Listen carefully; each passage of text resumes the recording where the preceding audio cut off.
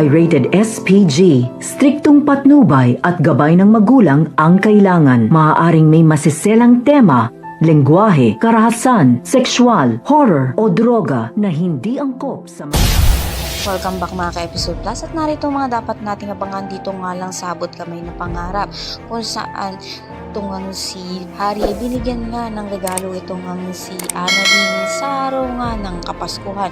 Then deserve naman nga raw nito na makareceive ng regalo. Sa kabilang banda naman nga ay magkakausap at magkakalapit na nga muli itong si Lynette at itong si Dr. Nyag.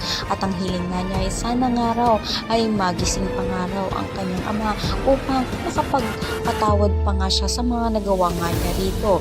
Samantala natuklasan naman nga nito ni Justin na naroon nga ang kanyang ina sa children's party, kaya naman nagalit nga ito at sinabi na nga lang ito ni Giselle na aalis na nga siya. Inabol naman nga nito ni Justin ang kanyang ina.